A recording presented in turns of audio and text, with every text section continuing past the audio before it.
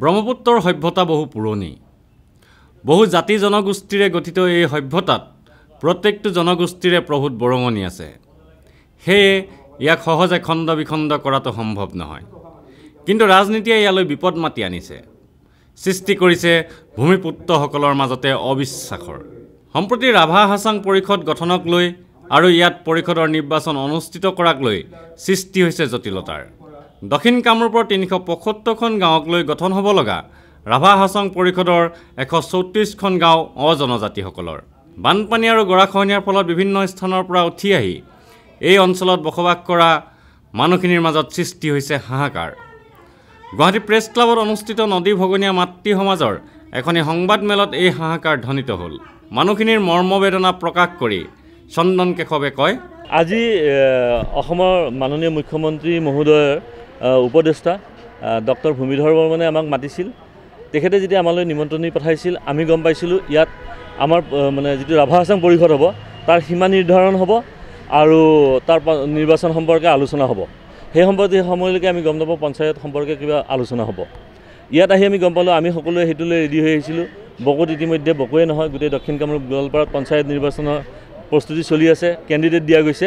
কিন্তু সেই মুহূৰ্তত তেওঁ ক'লে যে ৰাভা সংগঠনসকলে নিবিচাৰে কিছু অঞ্চলত এই পঞ্চায়ত নিৰ্বাচন হওক। গতিকে আমি আপোনালোকক অনুৰোধ কৰিছোঁ, অঞ্চলটোৰ শান্তিৰ পৰিৱেশৰ স্বাৰ্থত আপোনালোকে এই নিৰ্বাচন স্থগিত কৰাত যাতে কোনো ধৰণৰ আপত্তি নজনায়। তেতিয়া আমাৰ পিনৰ পৰা প্ৰত্যেকেই ক'লে যে সেইটো কেনেকুৱা ধৰণৰ কথা হ'ব, যোৱা 5 বছৰ স্থগিত কৰি দিয়া হৈছে, আজি আপুনি কৈছে স্থগিত কৰা, তাৰপিছত আপোনালোকে আমাক এবাৰ পাতি লোৱাৰ পিছত 5 বছৰ আমাক নামাতে। গতিকে সেইটো ক্ষেত্ৰত আমি মান্তি হ'ব নোৱাৰোঁ।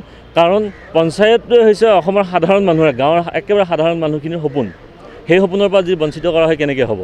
যেতিয়া সেই প্ৰশ্নটো উত্থাপন হ'ল, তাৰপাছত আমি উত্থাপন কৰিলোঁ, ছাৰ আমাক দিল্লী মিছনৰ মাতিছিল, এনেকুৱা কথা।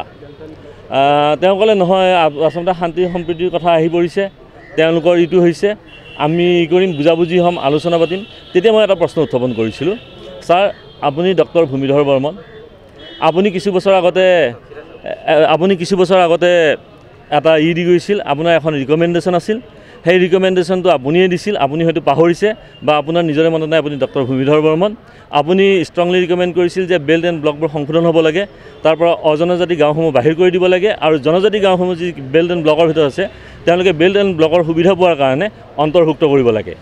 আৰু যদিহে এই ঘটনাটো আপোনালোকে কৰিলে হয়, তেতিয়াহ'লে আপোনালোকে আজি আমাক মাতিব লগা নহ'ল হয়, আমাৰ অঞ্চলটোত কোনো ধৰণে কনফ্লিক্ট নহ'ল হয়, আৰু যিবোৰ সমস্যাৰ সৃষ্টি হৈছে একো সমস্যাৰে সৃষ্টি নহ'ল হয়।